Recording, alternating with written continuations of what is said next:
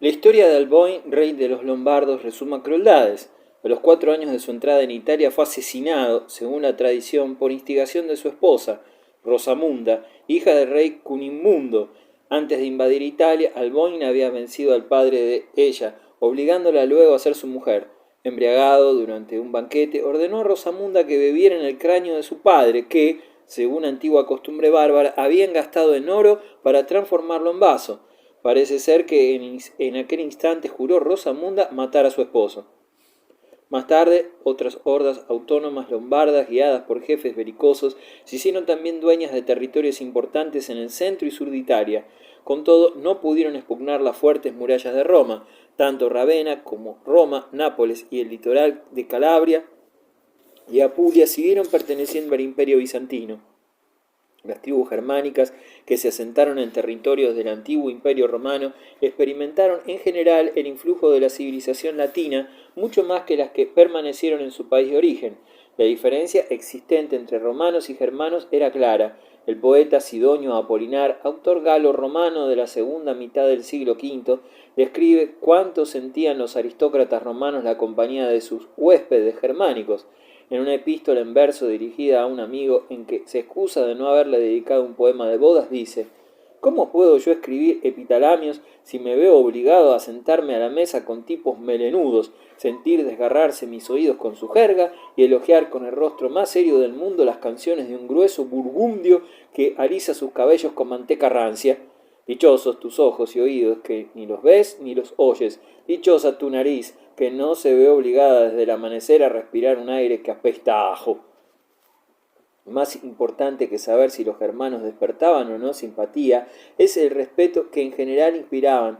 Incluso la exclusivista corte de Bizancio cesó con el tiempo de adoptar aires de superioridad ante los bárbaros. Al fin se acomodaron a estos occidentales y a sus dinastías. Incluso hubo princesas bizantinas que se casaron con reyes de Occidente. Tradiciones y leyendas de las grandes invasiones. Apaciguada la ola de invasiones, el recuerdo de héroes y acontecimientos dramáticos se perpetúa en la tradición germánica. A semejanza de los poemas homéricos en Grecia, se componen aquí también grandiosas epopeyas. La más célebre de ellas, la canción de los Nibelungos, describe el trágico destino de la casa real burgundia a manos de los hunos. El propio Atila aparece en la canción de los Nibelungos con el nombre de Etzel. Un códice burgundio del siglo VI menciona reyes con los mismos nombres que los héroes de la leyenda. Por lo demás, el poema heroico embellece la leyenda de los francos, burgundios, ostrogodos y hunos. Aparecen temas similares en las canciones de la antigua Edda nórdica, que relata las aventuras de Sigurd, Brunekilda y Gudrun. Ciclo de leyendas que abunda en motivos legendarios y representaciones mitológicas de época pagana. Con el tiempo estas leyendas se esparcieron por diversas comarcas y surgieron variantes inglesas y alemanas.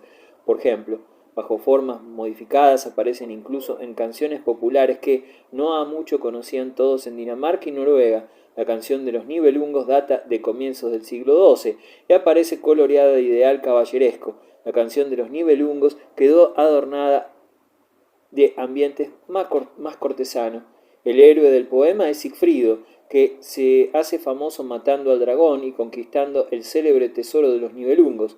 Gracias a su victoria contra el rey Nibelungo, el rey burgundio Gunther desea casarse con Brunekilda, una valquiria, esto es, una mujer belicosa y medio celestial. El hombre que aspirara a su mano tenía antes que vencerla en una lucha a muerte. Sin ayuda de Sigfrido, Gunther nunca hubiera podido dominarla. Sigfrido poseía un manto mágico que lo hacía invisible, cubierto con él, y sin que Brunekilda pueda reconocerle, sustituye a Gunther en el combate. Canta contra la terrible luchadora. En señal de gratitud, Gunther concede a Sigfrido la mano de su hermana, la bella Crimilda. En Worms, capital de los burgundios, se celebra un doble matrimonio, Gunther con Brunekilda y Sigfrido con Crimilda. Durante 12 años ambas parejas viven felices, pero un mal día riñen las dos mujeres al defender el valor de sus esposos. Crimilda, enfurecida, revela el fatal secreto del singular combate. Herida en su orgullo, Brunekilda jura la muerte de Sigfrido, y para ello persuade a su marido a que mate a su cuñado y mejor amigo. Durante una cacería, Gunther pone en ejecución el diabólico plan, y ayudado por su fiel Hagen, este mata a traición a Sigfrido y recibe la célebre espada Valmurg. Después, el rey de los burgundios y sus hermanos se apoderan del tesoro de los Nibelungos. Después de la muerte de Sigfrido, su esposa, la dulce Crimilda, se transformó por completo. Solo vive con el pensamiento de vengar a su marido. Para conseguir sus fines ofrece su mano a Atila, rey de los hunos, e invita a Gunther y a los suyos a Hungría. Hagen, insolente y provocativo, forma parte del séquito. Se enorgullece de la espada Balmur y se vanagloria abiertamente de haber matado a Sigfrido. La llegada de los burgundios es señal de una serie de luchas sangrientas e intentos de venganza. El rey ostrogodo Dietrich, es decir, Teodorico el Grande, desempeña también un papel en esta aventura. Ha perdido su reino y vive exiliado en la corte de Atila. Uno a uno van cayendo los burgundios. Gunther y Hagen son apresados. Atila manda matar a Gunther y la infeliz Crimilda, llena de amargura, hunde por sí misma su espada en el corazón de Hagen. Entonces, ante espectáculo de tanto horror, el viejo héroe ostrogodo Hildebrando pierde la paciencia y mata a Crimilda. En la Edda, los sucesos conservan mejor su carácter primitivo, menos cortesano. Son descritos además de manera más lógica y concuerdan mejor con la concepción germánica del honor. Aquí Gudrun, Crimilda, no quiere casarse con el rey de los hunos y el matrimonio se verifica solo porque la madre de Gudrun le da a beber un brebaje mágico. Más tarde, Atila, actúa a traición contra los hermanos de Gudrun con el fin de apoderarse del tesoro de los Nibelungos. Gudrun es inocente de la traición y venga a sus hermanos matando a Atila. Ellos le han causado muchos sinsabores, es cierto, pero vengar a los hermanos es acción sagrada a la que la hija de un rey germánico no puede sustraerse. La Iglesia y su expansión espiritual, los eremitas y el monacato. En tiempos del emperador Diocleciano hubo en Egipto muchos cristianos que, huyendo de las persecuciones y de la opresión política, buscaron su salvación en el desierto y se establecieron en las grutas del Valle de los Reyes o en otras zonas montañosas. El más célebre de ellos fue San Antonio, quien en su soledad sostuvo duros combates contra el diablo y sus tentaciones, pero orando, ayunando y cantando salmos alcanzó la victoria. Vestía sayal de tosca tela y nunca comía carne. De todas partes afluía gente a su ermita para escuchar sus piadosas exhortaciones, curar sus males o hacerse exorcizar. Otros ermitaños se asentaron en los alrededores, convirtiendo a Antonio en su director espiritual. A pesar de su dura existencia de asceta, debió alcanzar una edad de 105 años. De los ermitaños de Siria, el más notable fue Simón, el estilita, de cuya biografía se conserva copia, tal como fue consignada por uno de sus contemporáneos, el obispo Teodoreto. A la muerte de su padre vendió sus bienes, dio parte del dinero a los pobres y el resto a una institución en la que más tarde fue monje. Pasados 10 años se dirigió a otro convento medio arruinado en los alrededores de Antioquía y se encerró en una celda con 10 panes y una jarra de agua. Cuando después de 40 días abrieron la puerta de la celda lo encontraron medio muerto, no había comido ni bebido. Este ayuno de 40 días lo repitió cada año. Los demás monjes, envidiosos de ver que Simón lo sobrepasaba en ascetismo, le amargaban la vida y se vio obligado a abandonar el convento. Entonces se estableció en las montañas, donde cercó un trozo de terreno y en él soportó el calor del verano y el rigor del invierno, sumido en oración y meditación. Pronto experimentó la necesidad de limitar más aún el espacio de que disponía y subió a una piedra elevada donde permaneció en lo sucesivo día y noche. Luego buscó un refugio más alto para escapar de la multitud de enfermos y peregrinos que lo importunaban. Por último se instaló en la cima de una colina de una columna de 20 metros de altura, con solo una superficie de 4 metros cuadrados. Para no caerse de ella durante el sueño, se ataba los pies. 2 veces al día Simón dirigía la palabra a los peregrinos congregados al pie de su columna, exhortándolos a desprenderse de los bienes de este mundo y a purificarse de sus pecados. Respondía con mansedumbre a todas las preguntas y curaba a muchos paralíticos, ciegos, leprosos, posesos y otros enfermos que le traían. Su fama era tal que de vez en cuando se veía obligado a intervenir para separar a sus piadosas ovejas, que se peleaban en su deseo de acercársele. Llegó a contar unos 70 años, habiendo pasado 30 de su vida en lo alto de la columna. El primer estilita tuvo imitadores, incluso en las mujeres. Los estilitas eran ermitaños, como los demás, pero formaban colonias. En ciertos lugares ofrecían el curioso espectáculo de un pequeño bosque de columnas, cada una de las cuales estaba rematada por un ser vivo.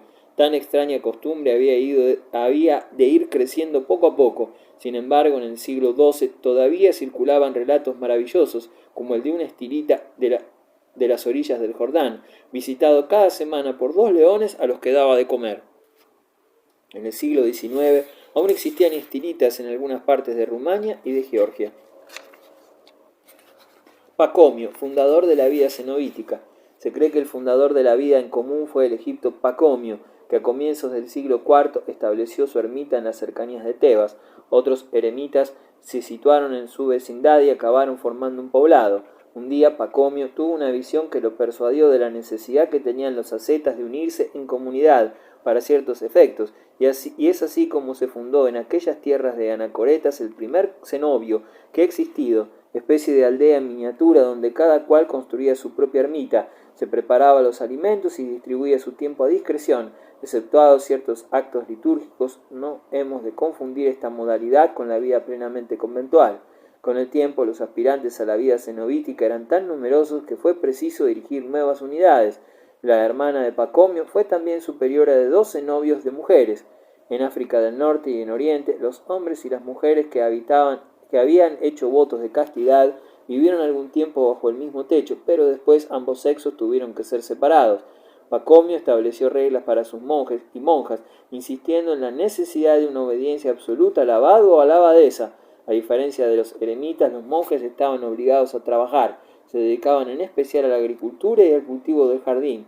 Tejían esteras y hacían cestas de mimbre o de hojas de palmera. Desde Tebas, la vida conventual se extendió por todo Egipto. A fines del siglo XIV, el país aparecía salpicado de cenobios que albergaban cada uno a centenares de monjes o de religiosas. El movimiento se extendió al cercano Oriente y alcanzó luego Occidente. En estos países revistió importancia histórica respecto a la evangelización de las tribus germánicas y constituyó un firme sostén espiritual para las poblaciones romanas, duramente castigadas en tan desdichados tiempos. Benito, organizador de los monasterios. En Occidente, el fundador de los monasterios, a quien les dio las reglas que precisaban, fue San Benito. Vino este al mundo en el seno de una rica familia romana, cuando al fin del Imperio Romano de Occidente era ya un hecho. Durante sus estudios arraigó en él una profunda repulsión por las costumbres disolutas de Roma. Retiróse pues a una gruta casi inaccesible de sus alrededores, decidido a renunciar para siempre a las riquezas y al bienestar mundanos. Largo tiempo permaneció Benito como sepultado vivo en su retiro, pero fue descubierto por unos pastores. Pronto acudieron multitudes a su ermita para escuchar su palabra. Fundó para sus discípulos 12 monasterios y se puso al frente de ellos. Los clérigos del contorno lo calumniaron, intentaron envenenarlo e incluso lo asediaron, tanto a él como a sus discípulos, con mujeres de mal vivir. Benito entonces se dirigió con sus discípulos hacia el sur. En campaña, cerca de Nápoles, halló lugar adecuado en el abrupto Monte Cassino, donde se elevaba un antiguo templo de Apolo. Evangelizó a los habitantes de la región, demolió el templo pagano y en su lugar erigió un convento, año 530. Al pie de la montaña, la hermana gemela de Benito fundó otro monasterio de religiosas. En ambos conventos la vida estaba sometida a una rigurosa regla dictada por Benito y cimentada en 3 votos: pobreza, es decir, renuncia a toda propiedad personal; castidad y obediencia absoluta al abad o a la abadesa. Tanto hombres como mujeres estaban obligados a trabajar de continuo, ya que, decía San Benito, la ociosidad es el enemigo del alma. El trabajo no podía, sin embargo, compaginarse con un severo ascetismo. Las comidas conventuales eran frugales, pero suficientes. En sus reglas monásticas, Benito asignaba por meta el dominio del alma sobre el cuerpo, pero no mediante la mortificación de la carne, sino por una moderación basada en el dominio de sí mismo. Las unidades benedictinas han crecido, por lo general, de estructuras administrativas que las ligan entre sí. Las abadías, que sobrepasaban cierta cantidad de monjes, debían fundar monasterios dependientes. Estos podían convertirse a su vez en abadías si se hacían autosuficientes y alcanzaban buena reputación. La orden de los benedictinos se extendió por gran parte de Europa y Benito mereció el título de organizador de la vida monástica de Occidente. Los monasterios se convirtieron en retiro de cuantos deseaban huir de la agitación mundana y buscaban la paz en aquella época de conmociones y peligros. Tras los muros monásticos, la vida discurría con calma y regularidad y los ejercicios religiosos alternaban con los trabajos. Aquí la codicia y la lucha por la existencia eran desconocidos. Se vivía con un placer anticipado de la eternidad que no tenía comienzo ni fin.